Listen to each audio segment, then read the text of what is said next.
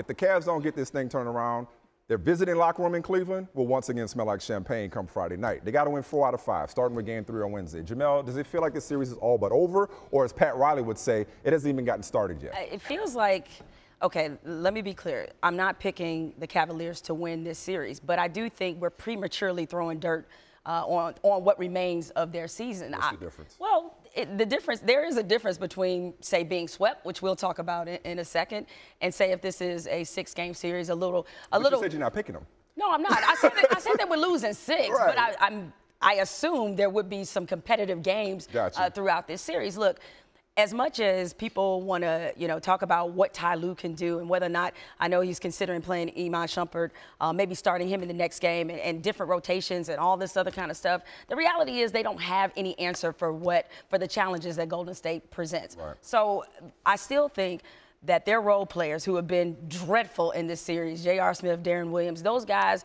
I have a feeling they will play a lot better at home. Tends to happen with role players. They can't go out there and go 2 for 18 like they did last night, all right? I just don't see that happening. And I know it's wishful thinking on your part. I don't think it's wishful thinking. I mean, is it wishful thinking to think that they might shoot and play a little better at home? I don't think so.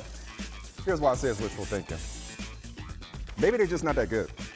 Or no. Maybe they're not as good as this team. That's where I was going. All right. The Warriors, maybe they're just that good, and maybe the Cavaliers just aren't that good themselves or as good as they were last year. So it could be a combination of those two. Maybe this team, it's a different year, and that's why I say we got to stop referencing last year. Yes, it allows you to keep perspective and say, hey, the series isn't over. I even said on Friday or Thursday before Game 1, it almost feels like we should start this series with Game 3 and make it best of 5, given that the last 2 years, the team that's been leading has lost the lead. 2-1 Cleveland in 2015, 3-1 obviously last year. That said, this does not look like the type of team that even at its best, it may not be good enough. It doesn't feel like it's good enough for Golden State. And if last year has any relevance whatsoever, it's not about confidence in terms of the Cavaliers. It's about hunger and focus in terms of the Warriors. Right. Because just like you say, you like to think they're not going to shoot that poorly or play that poorly at home. You think the Warriors going into this thing saying, let's let them back in it like we did last year? No, I mean, they got to be complicit in a comeback/collapse.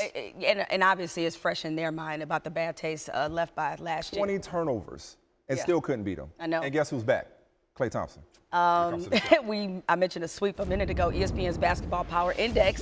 They give the Warriors a 39% chance to sweep the Cavs. Talk about stats I never thought I'd read with this series.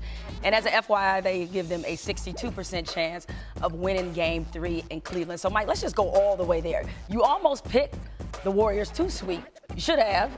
Well, right? Okay, I thought you weren't throwing dirt on them yet.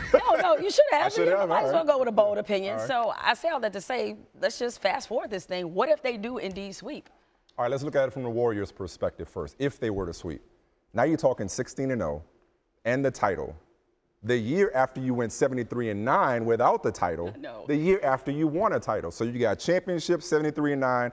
16-0 and a championship. Officially a dynasty, in my opinion. Which means 3-1, that collapse may be the best thing that ever happened to them because it got them Kevin Durant, who's getting them to 16-0, perhaps, and maybe several more championships on top of these 2 that they would have if they complete this sweep or if they win this series, as we believe they will. So, yes, 16-0 would put them not just in the conversation for one of the greatest teams of all time, but I think it kind of exercises the demons from last year. So you think this makes up for them losing a 3-1 lead? I think if you lose a 3-1 lead and come back and you sweep that squad, yeah, I think that makes that sting go away a little bit. And now you have a rebuttal to the 3-1 jokes. Y'all lost a 3-1 lead. Y'all got swept. Right. And then you have 16-0. So and you got 16-0. So you didn't get 73-9 with the title to make you the single season best, but you got 16-0, which might be even more impressive / more important, despite the qualifiers with Kawhi Leonard's injury or the competition or lack thereof in the Western Conference. So you chose to look at this from the Warriors standpoint. I'm going to look at this from the Cavs standpoint. Okay. This is actually all LeBron James' fault,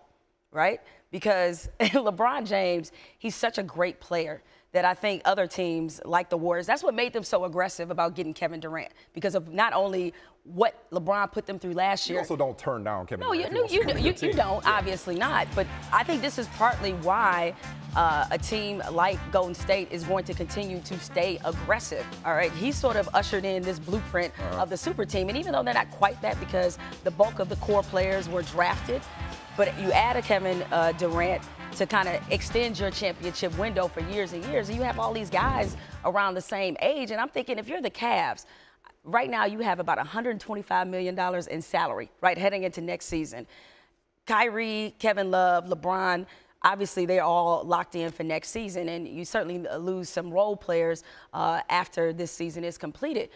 What can you do to match the Warriors if you're LeBron James? That's what I'm saying. What can you do? I don't know what you can do, but I know he's going to try. I know, that's what I was saying last week when we were in L.A., he's not going to take, if they lose this, lying down. He's not going to take losing lying down. So he's going to come back and try to retool to make another run at this squad. But what's more interesting to me about LeBron, despite how he's playing, and despite, yes, he has a lot of help. He has enough help. Right. Let's not give him. I'm not giving him the no help excuse. But this is more about the Warriors, exactly, than it is about what LeBron is not doing. That said, you know there are going to be some people out there that say Jordan never got swept in his prime. Oh, no, trust me. The Jordan stands, the Kobe stands, they have it saved in drafts right now. And you went from, wait a minute, if he beats this team, we may have to put him on the level with Jordan, even though I don't think he's going to ever be better than Jordan, but his seat at the table is secure. Right. So people were saying, you even said it, if he beats this team, then it's a conversation. If he loses to this team, is it a demerit? It almost feels like, to me, LeBron should be Teflon at this point.